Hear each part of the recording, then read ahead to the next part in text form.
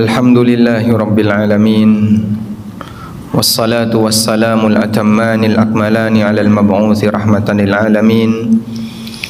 Wa ashhadu an la ilaha illallah wahdahu la syarika lah, wa ashhadu anna Muhammadan abduhu wa rasuluh. Salawatu Rabbi wa salamu alaihi wa ala alihi wa ashabihi wa man sara ala nahjihi wa istanna bi sunnatihi ila yaumiddin. Alhamdulillah, puji syukur kita haturkan kehadirat Allah Subhanahu wa taala di kesempatan pagi ini di Masjid Besar Sleman Kota. Allah memberikan kita kemudahan untuk bisa melaksanakan salat subuh secara berjamaah dan disambung dengan melaksanakan kegiatan kajian setiap selesai subuh. Semoga Allah Ta'ala menjadikan majelis kita sebagai majelis yang diberkahi oleh Allah, majelis yang dilimpahkan rahmat di dalamnya, dan kita bisa pulang dengan membawa ilmu yang bermanfaat sekaligus dosa kita diampuni. Bapak Ibu yang dimuliakan Allah Ta'ala, kita mau mengangkat tema tentang belajar tawakal. Kita meyakini bahwa siapapun yang hidup di muka bumi ini pasti akan mengalami musibah, dan itu sudah menjadi sunnatullah. Karena Allah Subhanahu wa ta'ala hanya meletakkan nikmat tanpa batas yang statusnya 100% nikmat, itu hanya di surga. Sementara ketika di dunia, senikmat apapun yang dialami oleh hamba, dia tidak akan pernah lepas dari yang namanya musibah, baik musibah fisik maupun musibah batin. Sehingga orang kaya pernah sakit, pejabat pernah sakit hati. Pernah nggak? Pernah. Dan itu akan dialami oleh siapapun. Maka manusia dia akan mengalami musibah lahir batin. Kalau enggak sakit fisiknya, sakit batinnya. Mana yang lebih sakit, Pak? Sakit lahir atau sakit batin? Sakit badan atau sakit hati, Pak? Sakit hati. Nah, sakit hati itu liver ya. Baik. Nah, nanti kita akan belajar tentang itu dengan melihat sejarah orang-orang soleh masa silam yang mereka telah berhasil untuk menghadapi tantangan hidup yang luar biasa, yang mungkin kita nggak sanggup untuk menghadapinya, tapi mereka berhasil.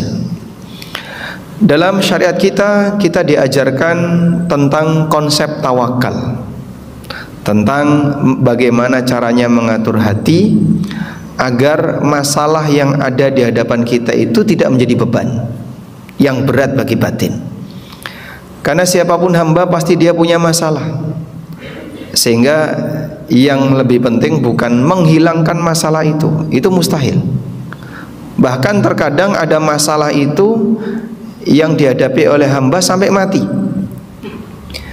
hingga sang hamba ini meninggal dunia, masalah itu belum lepas. Seperti orang sakit dan penyakitnya itu nempel pada dirinya sampai mengantarkan kepada kematian, hingga yang bersangkutan meninggal, sakitnya sembuh nggak? Tidak. Dia meninggal dengan membawa penyakit yang dia derita. Ada orang misalnya sakit ginjal, cuci darah, sampai menjelang wafatnya dia masih cuci darah. Ada orang yang mengalami gangguan misalnya gangguan jantung, sampai dia mati justru penyebabnya adalah serangan jantung. Ada yang mengalami sakit gula dan dia mati penyebabnya adalah penyakit gula yang dia alami. Hal yang sama juga terjadi, ada orang yang sakit hati sampai dia mati sakit hatinya belum hilang. Masalah yang dialami belum lepas. Dia mungkin punya masalah dengan anaknya, sampai mati masalah dia dengan anaknya belum beres. Dia punya masalah dengan istrinya, sampai mati masalah dengan istrinya belum beres. Makanya tidak semua masalah itu selesai sebelum yang bersangkutan meninggal. Terkadang bahkan nempel sampai yang bersangkutan meninggal. beberapa sahabat punya masalah kesehatan dan mereka datang kepada Rasulullah sallallahu alaihi wasallam minta untuk diobati. Sebagian dikasih pilihan oleh Nabi sallallahu alaihi wasallam antara sembuh atau bertahan sakit. Dan beberapa di antara mereka milih bertahan sakit sampai mati agar mereka mendapatkan balasan surga. Ada seorang wanita yang mungkin Bapak Ibu sudah pernah mendengar hadis ini ya. Seorang wanita yang dia punya penyakit ayanen, Pak. Dia punya penyakit ayanen dan kalau sudah kambuh itu bajunya dilepas. Datang kepada Rasulullah sallallahu alaihi wasallam melaporkan penyakit yang beliau alami. Nabi sallallahu alaihi wasallam ngasih pilihan. Kalau kau mau, aku bisa doakan kamu sehingga kau sembuh. Dan kalau kau mau, kau bisa bertahan dalam kondisi sakitmu seperti ini sampai mati, walakil jannah, dan kau masuk surga. Subhanallah, wanita ini milih yang kedua. Baik ya Rasulullah, kalau begitu aku pilih yang kedua. Namun tolong doakan agar kalau saya sedang sakit penyakitnya, sedang sakit epilepsinya, saya sedang kambuh kejang-kejangnya, agar saya tidak melucuti pakaian saya, agar saya tidak telanjang. Akhirnya Nabi SAW mendoakan, kalaupun dia kambuh, dia tidak telanjang. Sampai Nabi SAW wafat, wanita ini masih hidup. Hingga sebagian sahabat di zaman Abu Bakar mengatakan, kalau kamu ingin melihat ada penduduk surga yang jalan-jalan di pasar, lihatlah wanita ini. Orangnya masih hidup, jasadnya ada di bumi, tapi dia mendapatkan jaminan dari Rasulullah SAW bahwa dia akan masuk surga, sebagaimana beberapa sahabat yang lain yang mendapatkan jaminan masuk surga.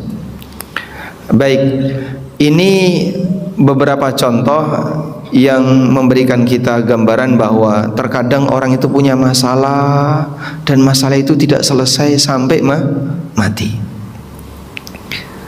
Apa hikmahnya Allah kasih masalah kepada hamba, terutama kepada orang-orang yang beriman?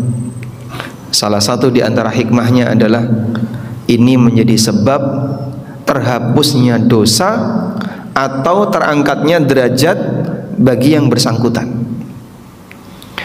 Sehingga ketika seorang hamba itu punya masalah, baik masalah ekonomi, baik masalah kesehatan dia, atau masalah hubungan dia dengan keluarganya, dengan tetangganya, dia sering sakit hati dengan anaknya, dengan istrinya.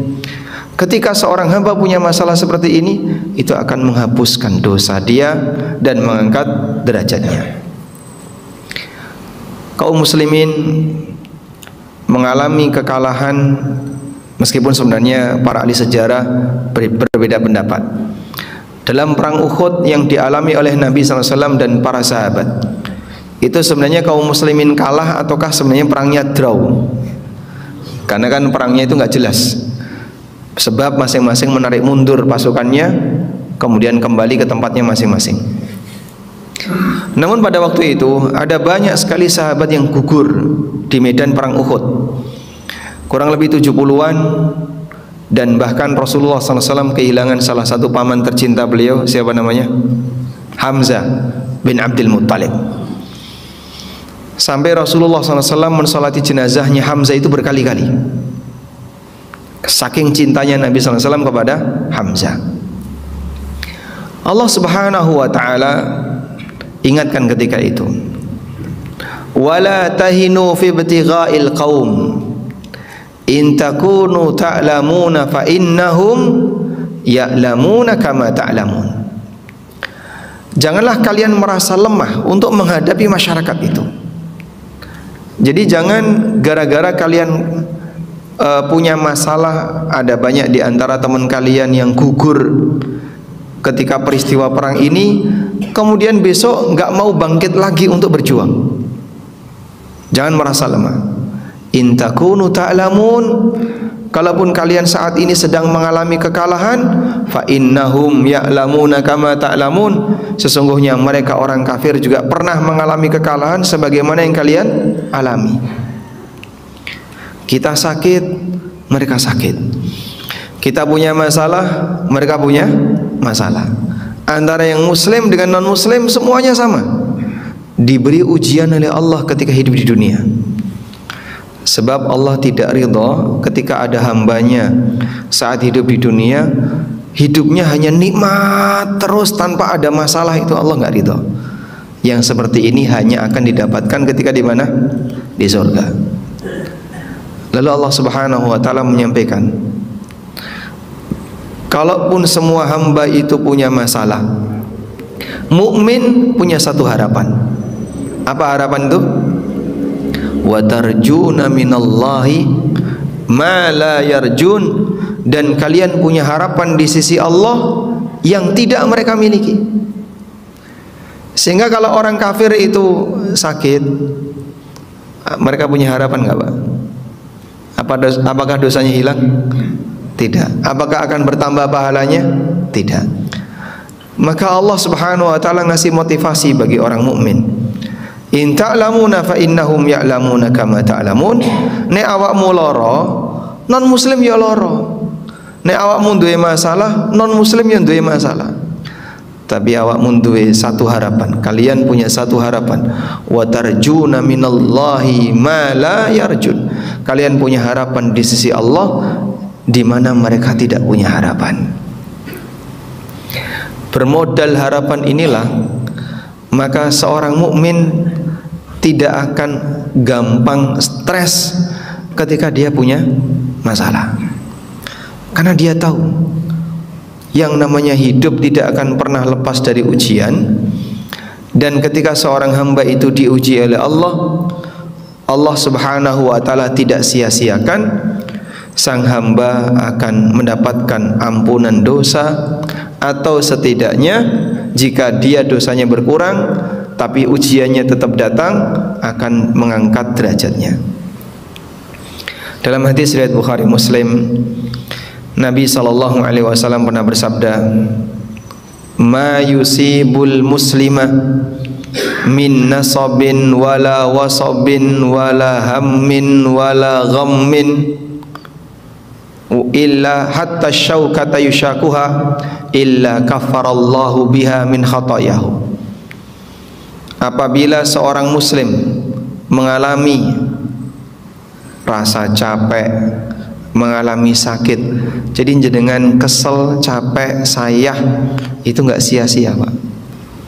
Bapak ibu nyambut gawe misalnya, dadi wong wedok kok ya ora tau leren ya, bar nyapu, ngepel, nyuci, terus masak, mana, terus apa lagi, dan aneka kegiatan yang lain. Makanya misalnya ya, ibu-ibu ditanya pekerjaan ibu rumah tangga itu pengangguran atau bukan Pak?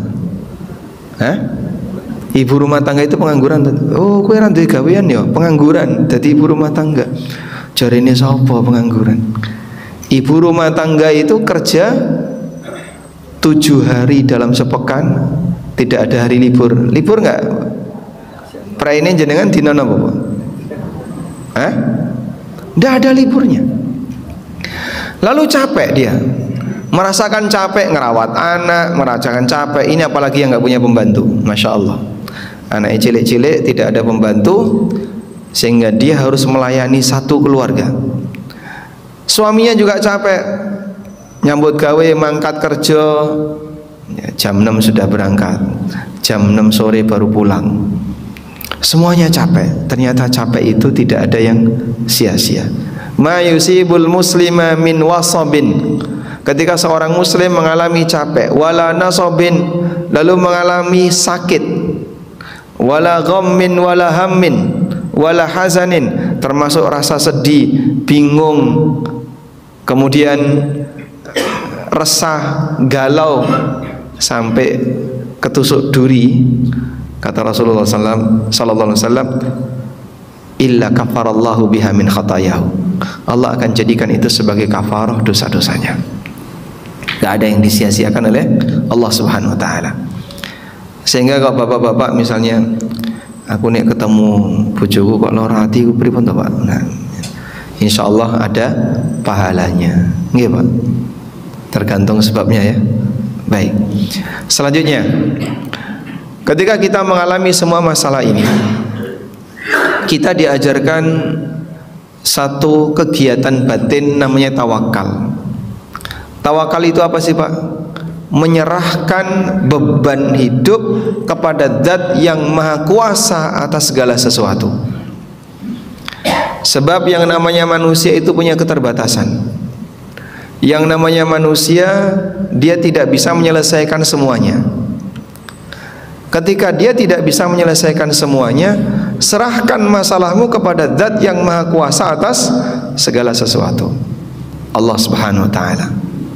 Nah, pada saat dia serahkan masalah itu, tidak akan menjadi beban bagi batinnya, dia akan terasa lebih ringan hidupnya, walaupun masalah itu tidak hilang.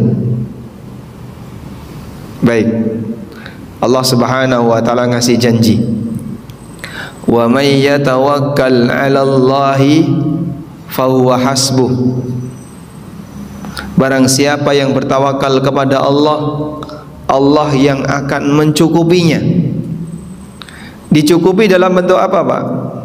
Bisa yang pertama, masalah itu Allah selesaikan, sehingga yang awalnya sakit Allah sembuhkan. Yang awalnya punya masalah ekonomi, Allah kasih jalan keluar. Yang punya masalah, apalagi punya masalah dengan keluarganya, Allah buat mereka bisa akur dan seterusnya. Allah cukupi dengan Allah berikan solusi. Atau bisa juga maknanya, wa may yatawakkal 'ala Allahi fahuwa hasbuh.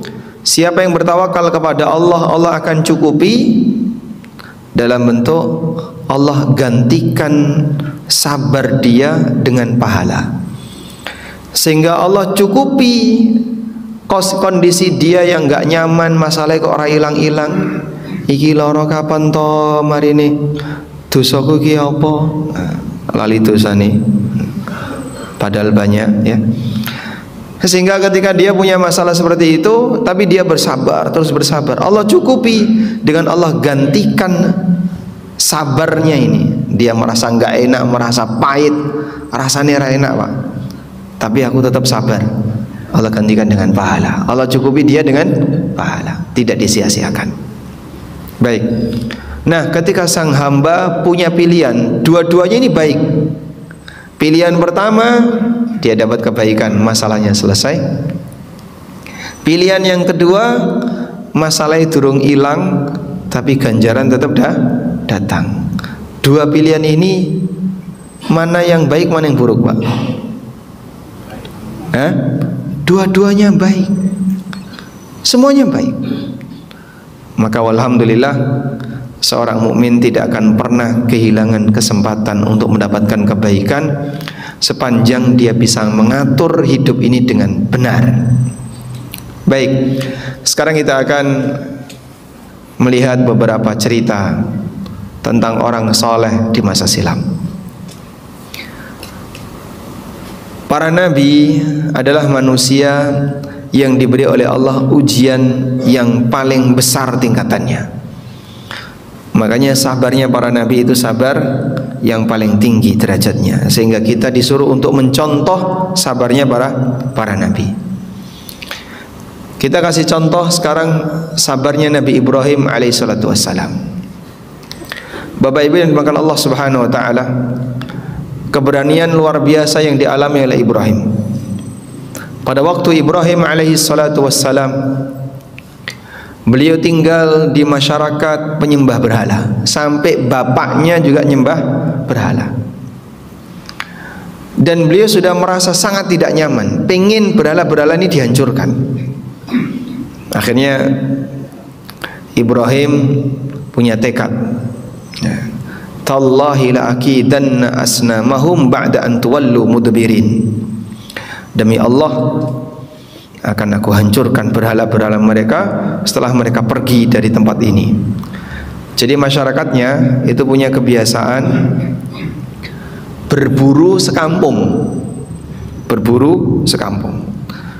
Di momen tertentu mereka itu pergi meninggalkan kampung untuk berburu. Satu kampung berburu semuanya. Nah, Ibrahim juga ikut waktu itu. Di perjalanan Ibrahim mengatakan, wa qala inni sakim, aku sedang sakit. Maka aku izin ya, nggak bisa ikut kalian. Kemudian Ibrahim pulang. Ketika Ibrahim kembali di kampungnya, faja'alahum judadzan illa kabiran lahum la'allahum ilaihi yarji'un. Ibrahim menjadikan patung-patung dan berhala itu judadzan. Judzad itu artinya kitatan, potongan-potongan kecil, dipentungi, Pak, sampai semuanya jadi serpihan-serpihan batu kecil-kecil. Illa kabiran lahum, kecuali yang paling gede, la'allahum ilaihi yarji'un, agar nanti bisa dipakai sebagai bahan diskusi. Sudah? Baliklah masyarakat kampungnya.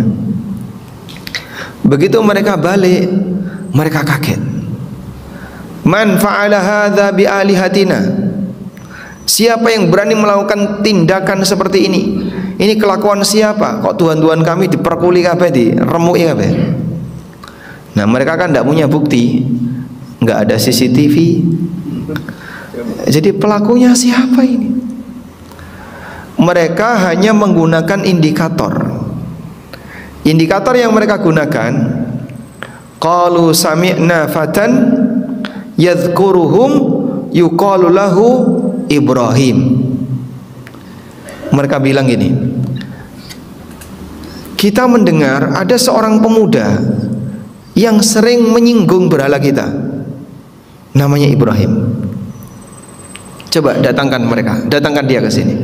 Jadi dia nggak punya bukti kalau Ibrahim pelakunya, cuman mereka menggunakan indikator Ibrahim itu sering nyinggung berhala, barangkali dia pelakunya.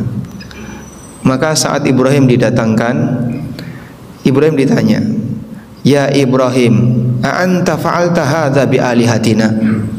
Apakah kamu yang melakukan perbuatan semacam ini terhadap Tuhan-Tuhan kami?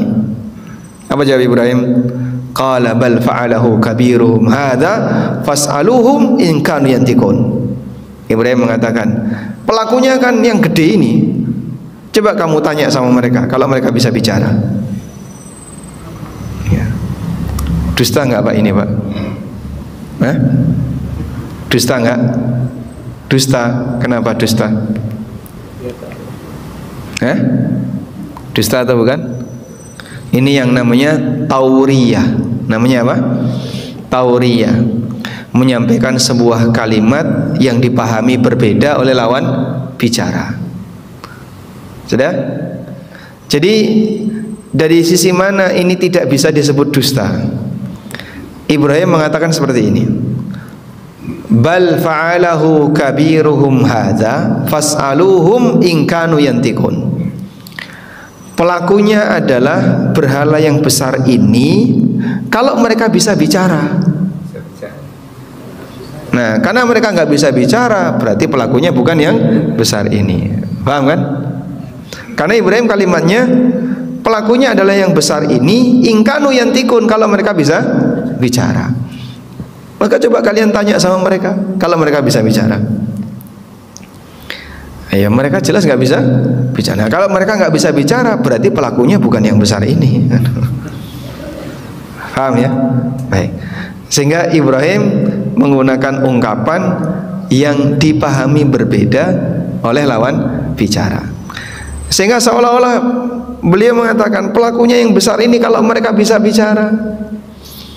Beliau tidak mengatakan bukan aku, tapi yang beliau katakan pelakunya yang besar ini jika mereka bisa bicara. Tsumma nukisu ala ruhusihim. Akhirnya mereka pun semuanya nunduk. Kemudian bilang kepada Ibrahim, laqad alimta ma haula'i yantikun. Wahai Ibrahim, kamu kan sudah tahu mereka itu nggak bisa bicara. Nah, kesempatan Ibrahim. Lah nek wis ngerti ra iso ngomong, ngopo kok disembah? Pakai apa? Logika sederhana manusia. Terjadilah perdebatan antara Ibrahim dengan masyarakatnya. Tapi mereka kadung emosi, lalu mereka mengatakan, qalu harriqu wansuru alihatakum. Bakar Ibrahim dan kita tolong Tuhan-Tuhan kita. Tuhan ditolong sama makhluknya. Sehingga ketika masyarakatnya sudah gak punya alasan untuk membela diri, maka mereka mengancam, bakar Ibrahim dan tolong Tuhan-Tuhan kalian. Akhirnya mereka membuat gunungan kayu, Pak. Untuk bakar Ibrahim itu gak cuman ya 1 kali 1 meter isinya kayak ditumpuk, tidak. Mereka buat gunungan kayu seperti rumah kayu itu, Pak. Kemudian mereka nyalakan, mereka bakar kayu itu, dan Ibrahim diikat, dan mereka itu nggak berani melempar Ibrahim dengan tangan. Ibrahim dilempar dengan manjanik. Manjanik ini apa?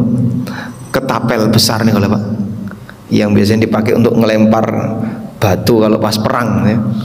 Mereka lempar Ibrahim itu pakai manjanik. Saking gedenya api itu sampai mereka itu nggak berani mendekat.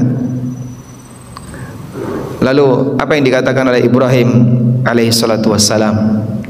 Beliau mengucapkan kalimat hasbiyallah wa ni'mal wakil. Tawakal yang sangat tinggi di hadapan Allah Subhanahu wa taala.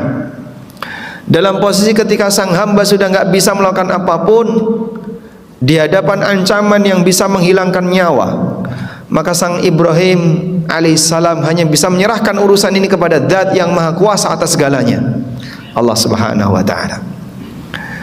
Ibrahim ketika itu pasrah 100%. Hasbiyallah wa ni'mal wakil. Aku serahkan urusanku hanya kepada Allah, dan cukup Allah yang nanti akan mengurusi, dan Dia sebaik-baik Zat yang dipasrahi. Dilemparlah Ibrahim ke dalam api tadi, dan Allah Subhanahu wa ta'ala perintahkan kepada api, kulna ya naru kuni bardan wa salaman ala Ibrahim. Wahai api, jadilah kamu dingin dan berikan keselamatan. Jadi kalau api itu dingin, Pak, belum tentu bisa memberikan keselamatan. Maka perintah Allah 2, jadi dingin dan menyelamatkan. Karena coba kalau orang itu dalam tadi Pak ya, gundukan kayu-kayu bakar, kemudian dibakar, itu kan kayu jadi runcing ya. Kayunya jadi apa? Runcing. Kenapa runcing? Ujungnya sudah terbakar, tengahnya belum. Kalau orang jatuh bisa jadi ketusuk dia. Sebab Ibrahim itu dilempar dengan manjanik. Ini kalau kemudian apinya mungkin dingin, tapi kayunya masih berbahaya, Allah jadikan kulna ya naru kuni bardan wa salaman. Jadilah kamu dingin dan berikan keselamatan. Sehingga Ibrahim terjatuh di situ, beliau tidak terluka. Allah Subhanahu wa ta'ala selamatkan beliau. Mungkin ada banyak cerita-cerita yang kita nggak tahu sumbernya. Ibrahim makan roti atau Ibrahim ini, kita nggak tahu itu sumbernya dari mana. Intinya beliau selamat. Allah Subhanahu wa ta'ala selamatkan beliau. Seperti inilah gambaran orang yang tawakal. Ibnu Abbas radhiyallahu anhu pernah mengatakan tentang firman Allah di surat Ali Imran ayat 173, pada saat para sahabat itu mendapatkan ultimatum dari orang musyrikin bahwa seluruh masyarakat Arab akan nyerang Madinah bareng-bareng, maka mereka mengucapkan hasbunallah wa ni'mal wakil. Kata Ibnu Abbas, qalaha Ibrahim alaihissalam hina ulqiya finnar, wa qalaha Muhammadun sallallahu alaihi wasallam hina qalu innan nasa qad jama'u lakum fakhshawhum fazadahum imana wa qalu hasbunallah wa ni'mal wakil. Kalimat hasbunallah wa ni'mal wakil atau hasbiyallah wa ni'mal wakil ini yang diucapkan oleh Ibrahim ketika beliau dilemparkan ke dalam api, dan diucapkan oleh Nabi Muhammad sallallahu alaihi wasallam ketika beliau diberi ancaman, mendapatkan ancaman ultimatum dari orang musyrik, innan nasa qad jama'u lakum fakhshawhum fazadahum imana. Sesungguhnya masyarakat akan kumpul untuk menyerang kalian, tapi mereka semakin bertambah imannya. Baik, selanjutnya kisah yang dialami oleh Bani Israel bersama Musa. Allah Subhanahu wa taala perintahkan kepada Musa, fa asri bi'ibadi lailan innakum muttaba'un. Berangkatkan para hambaku untuk meninggalkan kota Mesir di waktu malam. Innakum muttaba'un, kalian akan dikejar. Akhirnya Nabi Musa alaihissalatu wassalam mengajak seluruh Bani Israel untuk meninggalkan kota Mesir menuju ke arah timur. Di ayat yang lain Allah berfirman, fa'atba'uhum musyriqin. Fir'aun dan bala tentaranya mengejar Musa bersama Bani Israel ke arah timur. Begitu sampai ke arah timur, mereka tertahan di tepi Laut Merah, depannya lautan. Pasukan Fir'aun datang dari kejauhan. Dalam posisi dari jauh, Bani Israel melihat ke arah pasukan Fir'aun, pasukan Fir'aun melihat ke arah Bani Israel. Dua pasukan ini saling melihat, tapi kondisinya berbeda. Kondisinya berbeda. Berbeda gimana, Pak? Yang satu ketakutan, yang satu kegirangan. Bani Israel ketakutan, depan lautan, belakang pasukan bersenjata. Pasukan Firaun kegirangan, kita ganyang semuanya. Kali ini kita akan bantai semuanya, karena mereka lengkap dengan senjata dan jumlahnya lebih banyak. Maka di saat itulah orang-orang Bani Israel gemeteran ketakutan, dan mereka mengatakan kepada Musa alaihissalatu wassalam, inna lamudrakun, kita pasti ketangkap. Allah ceritakan dalam Al-Quran, falamma tara al-jam'ani qala ashabu Musa inna lamudrakun. Ketika dua pasukan itu saling melihat, maka orang-orang yang berada di sekitar Musa mengatakan, inna lamudrakun, kita pasti ketangkap. Apa yang dilakukan oleh Musa alaihissalam? Musa mengatakan, qala kalla. Di saat semuanya ketakutan, Musa bilang, kalla, gak mungkin kita ketangkap. Inna ma'ya rabbi sayahdin. Allah bersamaku dan dia akan memberikan petunjuk kepadaku. Masya Allah, semuanya takut, tapi sang Nabi nggak takut. Dan pada saat beliau alaihissalam mendapatkan pengaduan dari masyarakatnya, Musa memang belum tahu jawabannya. Apa yang harus aku lakukan? Beliau hanya menyampaikan, inna ma'ya rabbi sayahdin. Allah bersamaku dan dia akan memberikan petunjuk kepadaku. Sehingga tawakal Musa kepada siapa? Musa tidak bilang, tenang, ada tongkat. Musa tidak mengatakan seperti itu. Tapi yang dikatakan Musa gimana? Inna ma'ya rabbi sayahdin. Allah bersamaku dan dia akan memberikan petunjuk kepadaku. Fa'auhayna ila Musa an idrib bi'asakal bahr. Lalu aku wahyukan kepada Musa, punggulkan tongkatmu ke arah lautan. Fanfalaqa fakana kullu firqin kattaudil azim. Maka terbelahlah lautan dan masing-masing belahan itu seperti gunung yang tinggi. Jadi airnya itu tidak pergi ke tempat yang lain, Pak. Tapi airnya dibuat naik ke atas. Di tempat yang sama tapi naik. Bapak bisa bayangin ya, kalau lagi musim laut surut, itu airnya kemana, Pak? Hah? Misalnya jenengan lihat di pantai utara, kalau pantai selatan kan jarang kita lihat surut ya. Pantai utara surut sampai yang biasanya laut jadi dataran yang luas sekali. Itu airnya kemana itu? Nggak tahu ya.